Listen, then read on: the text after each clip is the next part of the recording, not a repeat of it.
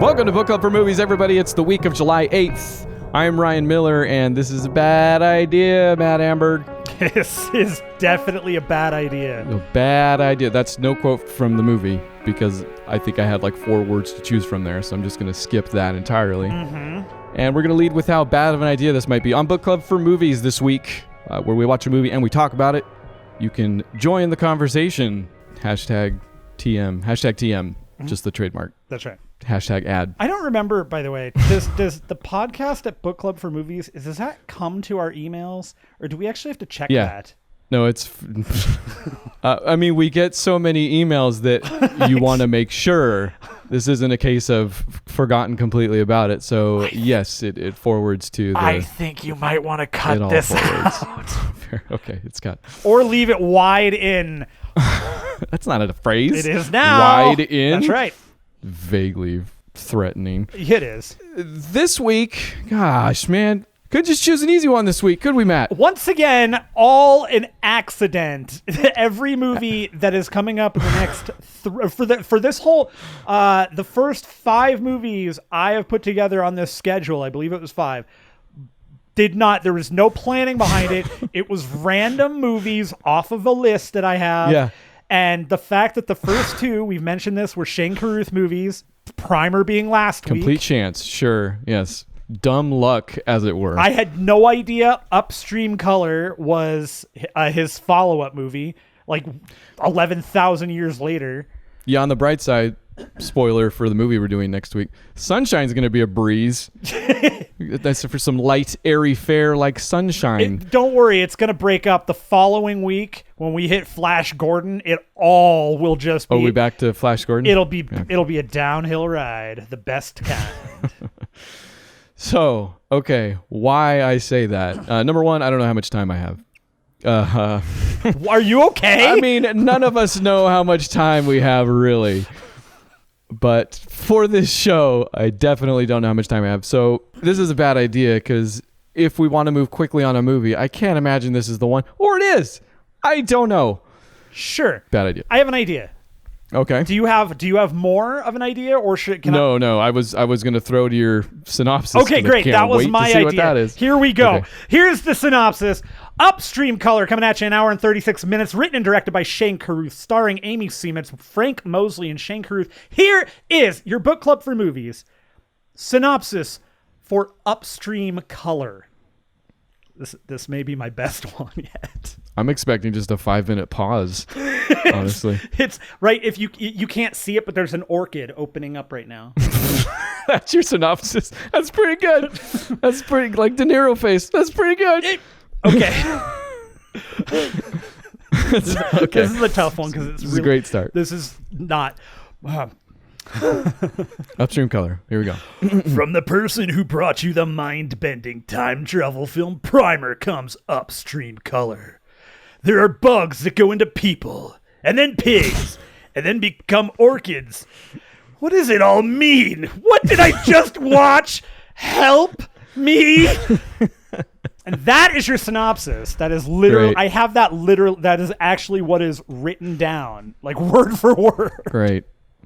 And none of you are going to help us, are you? That's the thing. No responses yet, I want to say. You know what? I'm gonna jump in. I'm gonna lead off. We did get some help. I got some help. What? That's right.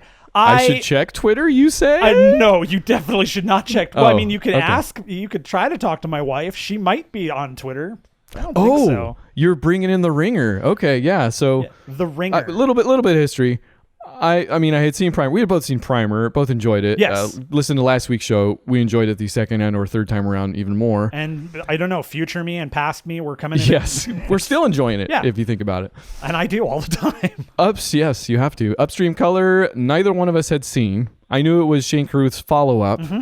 I didn't know how it was received. I didn't know what it was about. Again, we also talked about this last week. We knew people were on the cover hugging. Yes. We thought that would happen at some point.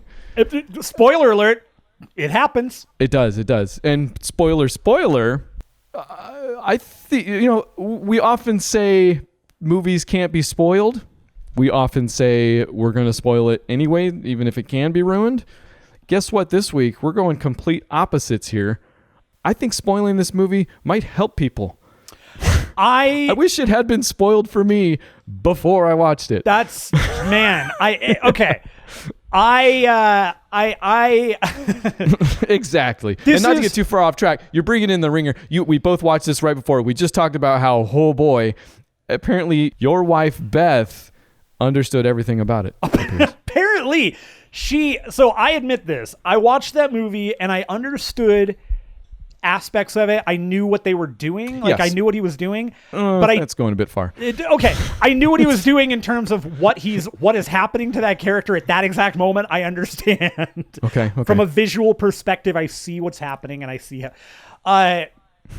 I did see things. But yes, no, there were moving pictures, and I think we can talk about how those looked in comparison to Primer. I think it looked very similar to Primer with a slightly... It's like he moved from doing film to DV.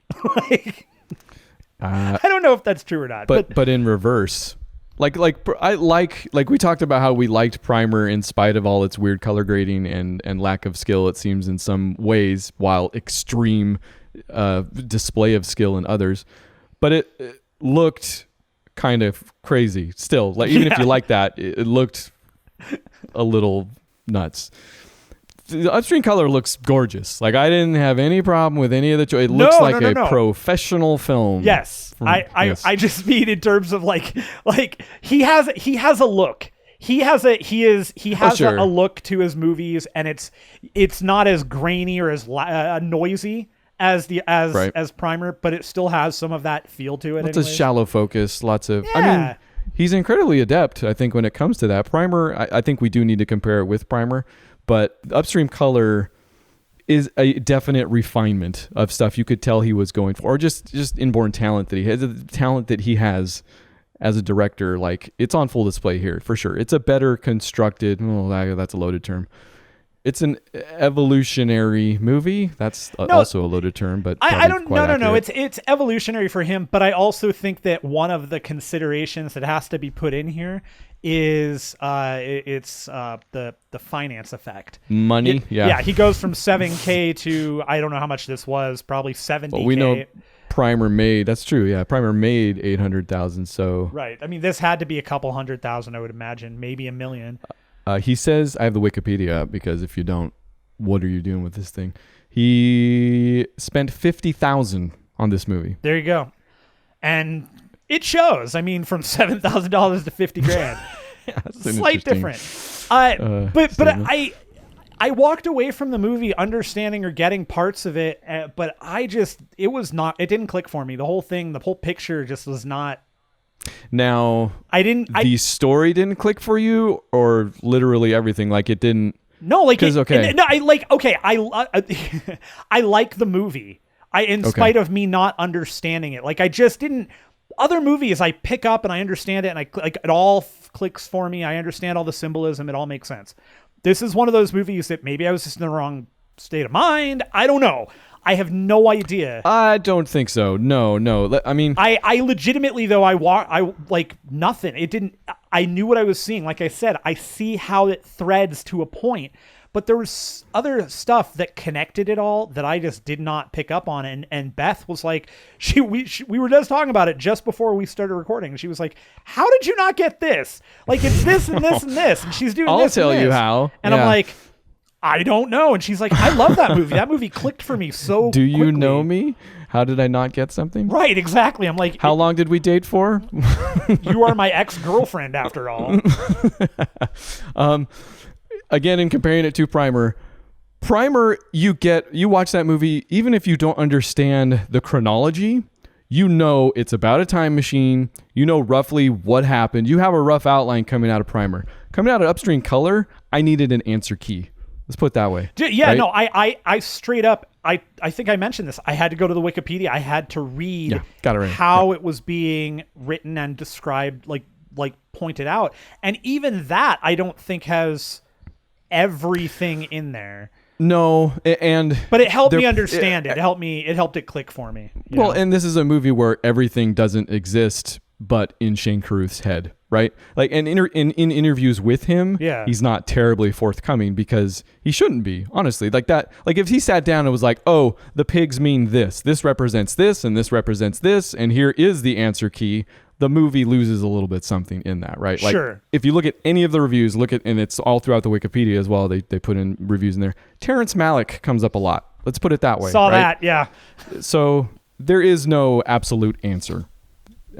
We are not going to arrive at one by the end of this, for sure. We will likely have more questions than answers by the end of this, but it's by design. So some of that is to be expected. Sure. But I think there's plenty to be had in what you said, like the parts that we did understand, the obvious things that we could garner. Like, and there were even some deeper themes that in trying to figure out the movie, which again is the point of this, Sure. I really loved. I don't know if Shane Carruth ever intended them or if that's actually what was going on, but as it arrived to me, I was completely in love with some of the stuff they did. Yeah. So yeah.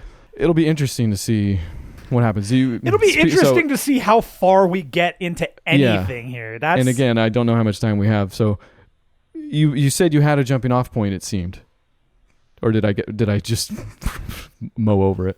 I did not. I don't know what you're talking about. Did I have a jumping off point? I legitimately don't know what you're talking about. We were starting to talk about it, and you were like, "I know where to start from," like authoritatively, in so much that I was like, "Wow, give it to him." And then I probably interrupted you, and I have to go back to the tape because I don't remember saying that. This isn't Primer. We can't go back to the tape. 6 hours.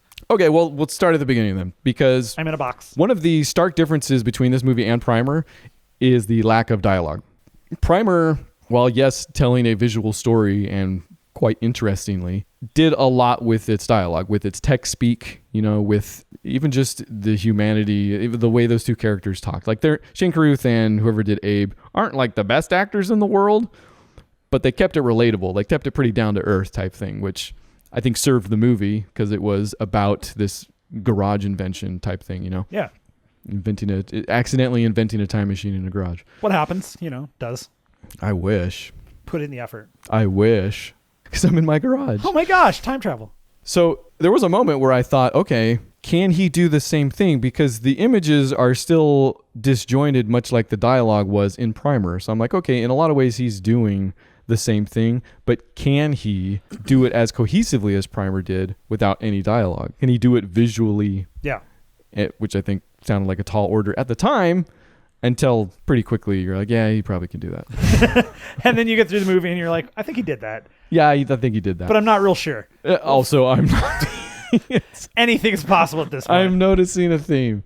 This is the film, like the visual version of the tech speak from Primer. I think that's what I'm saying. Yeah. That signature of his comes through and is used to great effect. And if anything, in this film, and he spent 2 years editing Primer, so I guess it was not an accident regardless. But in this film, if you ever thought he got lucky with Primer, I think this puts that to rest pretty definitively that he did not. The dude's got some editing chops. I think he edited this. Actually, I didn't look. I'm pretty sure he did everything. He wrote it, directed it, produced it. Edited. Yep, Shane Carruth. There he is. Starred it, edited it. Best with help from it, David Lowery, it looks like. Gafford. He was the assistant to Miss Seimetz, whatever her name is. Amy Seimetz, who, by the way, because you mentioned Marvel movies, total sidetrack here, Amy Seimetz, she is also a director. She created this a show on TV, and I can't think of what it's called right now, but it's like an anthology show based off of another movie. And but she was tapped by Marvel to potentially work on Black Widow, and she was like, I don't want to get caught up in that stuff, and I don't want to be locked into anything. So I passed. Some of that going around. I'm like, I do love that like out of all the people like that were randomly coming upon, like there you go. She's just star of this movie, director. No, I'm good. This would be a fun topic for our Endgame cast whenever that happens, but yeah, the vortex that is the MCU and kind of the repercussions there and the people that it can suck in and spit out. Sure. Should probably be part of that conversation, but not this one. No. We're moving on. We're talking about this movie now. And Shane Carruth's quality editing. Yes, Just the fact yes. that the guy, he's clearly not he's not a one trick pony. He clearly has the ability to do the work. I don't know. I guess when it comes to him and the work in general, it sounds like he has a very difficult time getting financing. And I mean, these movies probably don't make a ton of money. No, but this one made less than Primer. It looks like 584,000. Yeah, there you go. I mean, so he's one of those. I feel like he's one of those auteur kind of guys that he's always going to be out on the fringe somewhere. He'll have a movie come out every 8-10 years. I don't know if that's really stifling him though. No, I feel like he's gonna do whatever he wants when he wants to. And am I crazy, or this wasn't distributed by anybody? VHX, whoever that is. That's a cool name actually. So yeah, he's not waiting on anybody to buy his stuff. It seems like he'll just put it. Especially nowadays, it's only gotten easier, I would imagine. Sure. I wonder if he'll make more movies as time gets better or moves on. I don't know. Or goes backwards. Yeah. Who knows? 6 hours. Get in a box. The jokes never end at the time. Do they ever start? So where I was going with that last little bit about his skill. Yes. And I think where that pays off more than anything with this movie in particular is, it could be confusing at times. Yes, you have to do some work. This isn't an escapist film here. You got to put in the work. But I think if you do, you discover something. This is the parallel I drew actually. So VR is probably the most recent kind of shift in games, right? We talk about games. Go check out the whatever other show. I almost said Tuesday show, but we don't know when. 0 Hit Points. Go check out 0 Hit Points for this week. But VR was this thing that came out, much like mobile before that, where they could put anything on that, and you saw a lot of ports or a lot of games that existed elsewhere that weren't adapted for the medium. But it's the best games that take that medium, that use it to their advantage so much that they couldn't exist anywhere else, right? Can you hear the ice cream truck outside? Is that what that is? Yeah, I was like, sorry. No, it's fine. I just couldn't tell if it was you or me because we have an ice cream truck that cruises around too. So that's great. I'm glad. I hope no kid, because if the kid goes out for ice cream, he's just going to be parked in front of my house for however long it takes to give a child some ice cream and kidnap them. 5 minutes. Hey, 6 minutes. You know what? If you're lucky, it'll be closer to an assault on precinct 13 thing, and you won't have to worry about it. Boy, go listen to that show. It was fun. Yeah. Upstream Color to me is that perfect film that could not exist anywhere else, right? It takes the medium of film, of movie making, and is like, this thing doesn't happen and couldn't happen anywhere else. Wow. That's huge praise. Okay, all right, moving on. No, Let's talk about what actually happens in the thing, what we took away with it. Tell me what you thought the thing was, at least. Your budding ideas for what you were actually watching, or your experience of watching, or use your cheat sheet there with whatever Beth gave you. No, it was like I said, there were chunks of it that I understood. I got that and this is, I'm going to end up going kind of through the movie. Yeah, do it. That would be good too, in a actually. Slight, it won't be beat by beat, but it'll be kind of close-ish maybe. Hey, so he doesn't do it beat by beat either, so why should you? It doesn't matter. So I understood that you have the this person at the beginning that follows our heroine, and I can't remember her name. Begins with a K. Chris. Yes. There's literally only like 3 people. No, there are 2 people in this movie. None of the others have names. True. So it's Chris or Jeff. You choose which. You know what? This could go either way because we'll find out at the end of the movie that it did go either way. Spoiler alert. So we know, like, I understood that this guy was taking, he was taking flowers, and he found a bug. It's like a grub or a worm. Yeah, it's like a worm, type thing. And he can inject that into a person, and that makes them super susceptible to mind control. So he kidnaps Chris, injects his stuff into her, takes her back to her house, gets her going by having her like writing Thoreau on things. Thoreau, like Walden, I think is the book. Yep. And it's a Henry David Thoreau book. Correct. As Henry David throw it in the garbage. Either way, he's a terrible, terrible writer and terrible philosopher. What? Anyways, Really? Oh boy, I guess we can't get into this. We're not doing that right now. No, all right. No. That's a longer discussion that goes back to an influence from a teacher. Is it? Does it have? Is it too pretentious or? Among other things, yeah. Okay, yeah. all right. That I could see, but otherwise. So wildly love him. He's got her writing this over and over again, and while she's doing that, he's having her he stops her from eating and only gives her little bits of water. Correct. And tells her that the water is the most delicious thing in the world, but you can only have little bits of it as like a reward. And all this time, he's figuring out what she has in her house, what he can take from her. Equity, He ends up getting her to sign over the house so he can sell it. She has a whole bunch of coins that he ends up taking. And then he says... now you can, the wall is broken, now you can eat, and you will forget everything that you've seen. Like his face is a light. It's sunshine or he something. tells her it's made up of the same material as the sun, right? So she can't look at it, and she's never, so she doesn't know what he is or what he looks like. And she wakes up the next morning covered in food. Her house is just trash because she just ate and ate and ate. So I got that far. It's like, okay, I understand. I where we're at. Okay. Then she meets Jeff, and this is later. And there's something else that she meets Jeff later, and Jeff, we figure out, is interested in her, but they don't he doesn't know why. And we figure out that he was also in the same situation where he was kidnapped. He's got the same scars. He lost his job. He lost all his money. He was on the run. So basically, the guy kidnapped him as well and made him embezzle money, so he got fired, and so there you go. So which actually didn't connect until didn't connect that either. After that was one that I didn't. I get it now. I just knew that he had gotten in trouble. I understood that they.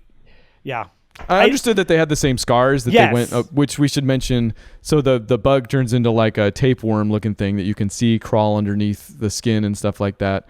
So the guy who puts the worms in her is called the Thief. That's all he's named in the movie. She finds herself at the pig farm of the Sampler, who is a audio sampler, among other things. Yeah, right. She takes the worms out of her, leaving these scars, and puts them into some pigs that are on his farm. And she goes to the Sampler, and this is one I did not pick up on either. He has he's making this sound with his he's got a speakers out. And he's making this sound, and it draws her to him. Yes. Didn't pick up on I don't know why I didn't pick up on that. I just thought I don't know what I thought he was doing. I don't know. Yeah, you know what? I didn't pick up on that either because he points him into the ground and then the night crawlers come up. So it's I guess you think that's what he's doing. So but it attracted her as well was the thing we were to connect again. Right, didn't connect that. Not real sharp over here. For some reason, I thought that was when I saw the worms. I knew it was going to be something with the worms, but I didn't know I didn't know it was calling her. Yeah, so he does the transfusion on her and puts the worm basically into the pig. Correct. Then we meet Jeff. Jeff has all the same. We've already discussed him. Yes. Oh yeah. Then there comes a point where they start having memories that the other person's life, their memories Correct. they're getting jumbled. So they're having mismemories. So they know something that happened in the other person's childhood that they could never know. They're remembering it as themselves. And as soon as they mention it, the other person says, no, that's my memory. Correct. So that's happening. And I never really actually solved that one. I don't know why if that was how I didn't understand that because I get that they were both injected and all that, but what does that have to do with them? Other than that, there's a connection between the two that's always been there. I guess. I'm guessing that. I mean, that's the easy explanation. That's not an explanation. And they go on to find numerous other people that this procedure was done to that were kidnapped, violated by this dude, And I'm guessing that's like the shared experience aspect to, Right. I want to say alien abduction is Sure. that was a phenomenon for that. Yeah. So And one of the things Beth actually brought up, and I think this is actually mentioned explicitly in there too, in the Wikipedia, is that the movie is extremely, extremely, extremely about connectedness and how yes, so much of things. And again, this is something that I just did not. that I got. That's the one thing I pulled and was like, oh, I don't know if it's doing this, but I love it. See, for me, it was there's a cycle of life. That's what I got out of it, was the cycle of life thing. And I didn't get that. So I think that would have helped a lot. And I think that I took it too literally. That's the problem, though, is I think because even Beth was like, no, you're taking it too literally. Because I was taking it literally as a guy used a worm to impregnate her with something that is then taken from her, put somewhere else. She can no longer have children.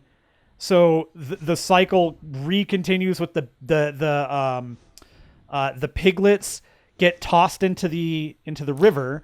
Correct. They become the thing that makes the orchids turn blue, which is where the people who are they're collecting the orchids and selling them in a shop, which is where the thief is getting the worm, and so the cycle just goes over and over. Correct. And Shane Carruth will cop to that. He has mentioned that. That is definitely part of it.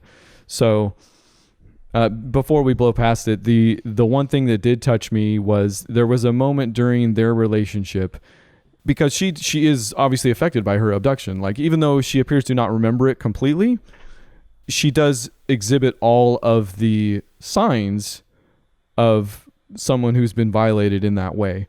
Yeah. Right. Yeah. And maybe it's just because her life went to pot after the fact. She finds out that she has no money. She lost the house, and she's like, I didn't do that. And then they show her camera footage of, she was under mind control, but you walked in and did all this stuff. So maybe that's obviously part of it too.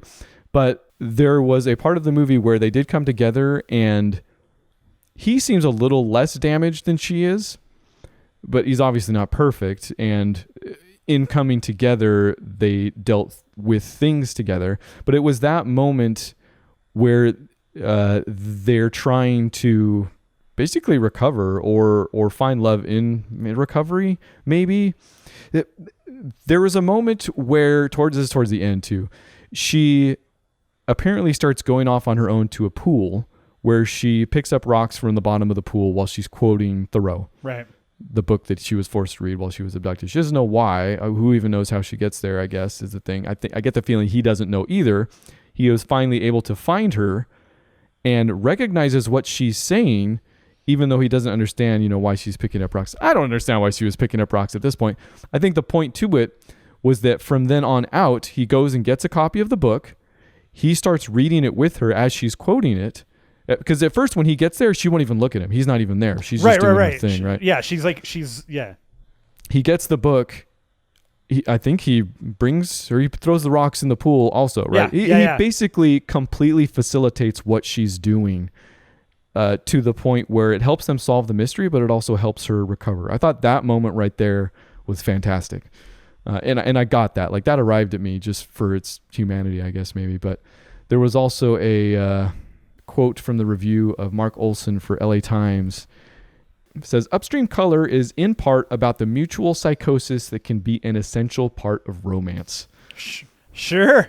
I think that that speaks to exactly what came across to me, even if I didn't completely understand what was going on. No, fair. I mean, that's reasonable. Once again.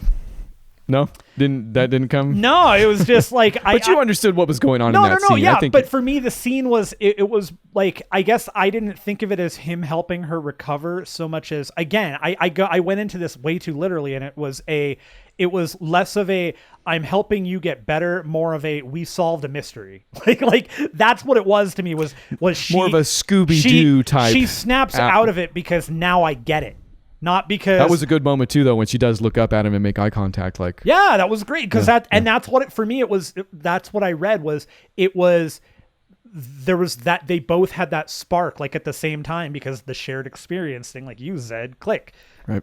But your reasoning is like makes so much more sense. Or I don't even know if it's reasoning. It was just what you got out of it, I guess, is way better than what I got. It's way better. No, I'm way better. Yeah, well, that's true. You went to film school. You know denouement. Dang it. I just denouement. Did you guys all hear it? Okay. Well, honestly, I don't know if I have much more. Well, so let's lead this though, because I want to finish this out. So I guess we didn't. Yeah, there's a couple of things that happen here. Also that so Jeff and Chris figure this out, and in doing so, they end up going to, what's the guy's name again? The sampler. The sampler. They go to the sampler, and they figure out that there are a bunch of other people that have been brought to him and abducted, and then there was another part where they're like they're in the room, and then he's not there, but it's like a dreamscape where he is, and then they find him, like he falls over in this weird imagination dreamscape thing of theirs, and then when they get to the farm, they find that he is like he's passed out or he's had a heart attack or something.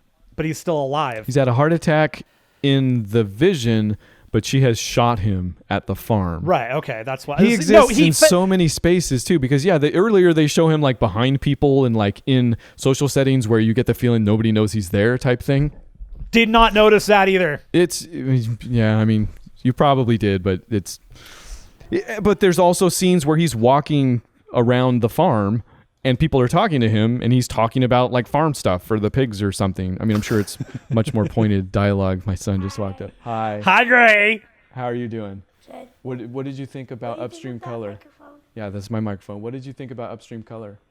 I was thinking of it. He was thinking of it. Yeah, everybody. Gray understood as much as I did. I told you I didn't know how much time I had. I left the door unlocked, then I would know how much time I have. I have precious little time left. Cool. Keep going. I don't remember where I was. Honestly, we were getting to the end of. We were talking about the sampler. He exists in all these weird different spaces. Right. Okay. So I didn't get that she had shot him yet. I got that he had had the heart attack in the dream. I assumed that he had fallen down. Like I don't know if she knocked him down or what, but I assumed he didn't. It wasn't. Oh, you're right. He was already down, and then she shot him. Yeah. Then she shoots him. Because they had gone back, and there's a whole thing with how she gets a gun and all that.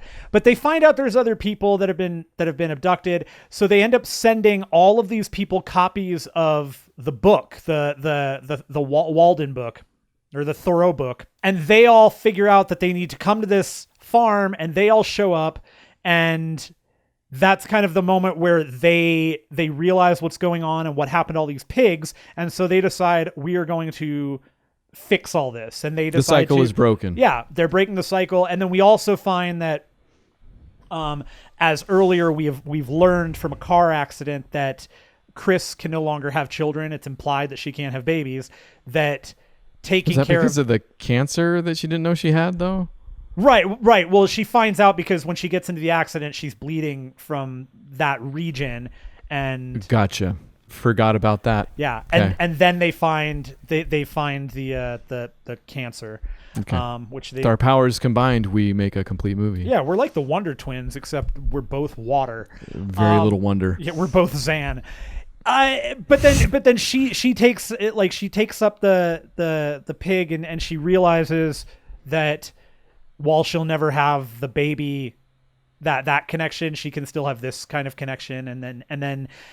With that cycle being broken, there are multiple things that occur because she has one person that she actually kills. She has one person whose entire livelihood, which was these worms, that person's now screwed. Like he doesn't have that anymore.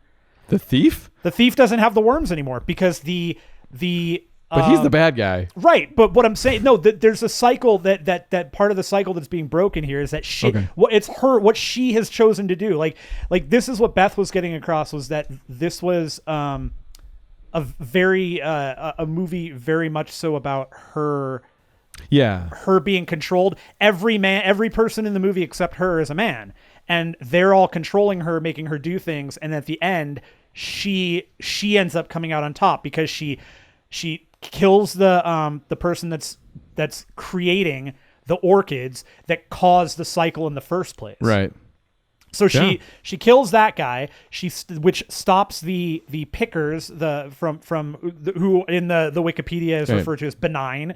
Because they don't know, they're just picking beautiful flowers and selling them. So they're no longer able to do that, which means the thief is no longer able to use them. So that whole thing. So she ends up on top, and while she can't have children, she still ends up being a mother to all of that. There it is. You solved it. Shoot. Okay. I didn't think we'd get to a final. Upstream color, more like downstream intelligence. I don't know what that means. Okay. Before we go, I did have one thing that was kind of, if I had to say, it almost feels like my own failing. I mean, chances are. But I will say that towards the third act, or what might be the third act, there was roughly 20 to 30 minutes left in the film. So where a normal third act may occur in a normal movie, it did start to test my patience, like I did start to fall away a little bit. Primer, we talked about how it's very good at keeping you involved, even though I couldn't tell you why necessarily. The way it's put together is just compelling. Right. There was a moment towards the hour mark where I wondered if I was going to be able to go the whole way, or I wanted a little bit more than I was getting to stick with it. So it does test you. Let's put it that way. No, it did, and it did for me as well, because your primer was only an hour and like 8 minutes, and this is an hour and a half, and that's not a bit longer. And the thing is, like, that sounds stupid. It's not that that's too long of a movie. Obviously, it's just that with what you're trying to get across with things like this, sometimes that can be a bear to get to for viewers. Maybe we do share this quote. Shane Carruth himself. Quote, "It's more about what those pigs are now embodying," which that much I got. The pigs probably aren't pigs, really. It's probably symbolizing. Anyway, he says, "I mean, there is a break of a cycle. These people that have been affected by this are now taking back ownership of the thing that they're connected to. I don't believe that narrative works when it's trying to teach a lesson or speak factual truth. No joke." Sorry, I added to that. It's mine. "What it is good for is an exploration of something that's commonplace and universal. Maybe that's where the truth comes from." So I think that's also speaking to what you were talking about. I think that wraps the show. That just might. I'm going to go. Thanks for hanging out. bookclubformovies.com. You can reach us at podcast@bookclubformovies.com. You can find us on Facebook and Twitter also. Next week, we're doing Sunshine. Whether you like it or not, watch it and message us and let us know what you think. Sunshine is streaming on HBO. Otherwise, it's available for rent everywhere else. All right. Hey, you don't have to pay money for it this time around? Is that what you're saying? If you've got HBO or HBO Now or HBO Go or whatever HBO. You know what? You don't have to pay money for anything. That's my hot tip. We're legal. Says the thief. Keep your worm away from me. Bye.